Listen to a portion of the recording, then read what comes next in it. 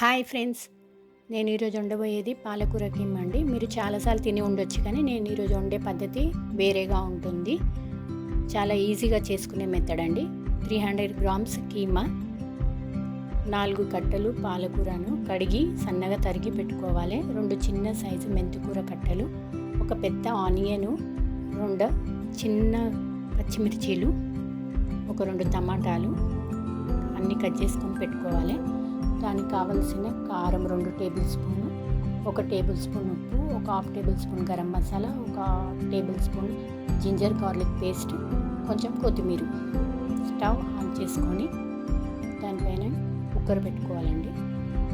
Cooker వేడి కాగానే దాంట్లో ఒక 2 టేబుల్ స్పూన్ ఆయిల్ వేసుకోండి. ఆయిల్ వేడి కాగానే మనము ముందుగా కట్ చేసి పెట్టుకున్న ఉల్లిగడ్డ, పచ్చిమిర్చి వేసుకొని దీంట్లో ఒక 1/2 టేబుల్ స్పూన్ పసుపు వేసుకోండి. బాగా కలుపుకోవాలండి. కొంచెం ఎర్రగా దూరగా వేయించిన తర్వాత ఇందులో 1 tablespoon ginger garlic paste వేసుకోండి. ఇప్పుడు దీంట్లోకి 2 చిన్న మెంతికూర కట్టలు కడిగి పెట్టుకున్నాం కదండి, అవి కూడా వేసుకోవాలి. కొంచెం పచ్చిపోయేలాగా బాగా కలుపుకొని ఇప్పుడు అందులో 2 టమాటాలు కట్ చేసి పెట్టుకున్నాం కదండి, అవి కూడా వేసుకొని ఇప్పుడు కీమా వేసుకోండి. కీమా వేసుకొని బాగా కలుపుకోవాలండి. బాగా కలుపుకొని కొంచెం ఉడికేలాగా మనము విజిల్ పెట్టుకోవాలండి. ఒక 2 విజిల్లు పెట్టుకుంటే మంచిగా ఉడుకుతుందండి. మనకి టమాటాలు, మెంతికూర ఇదంతా బాగా ఉడికిపోతుంది. 2 విజిల్లు పెట్టుకొని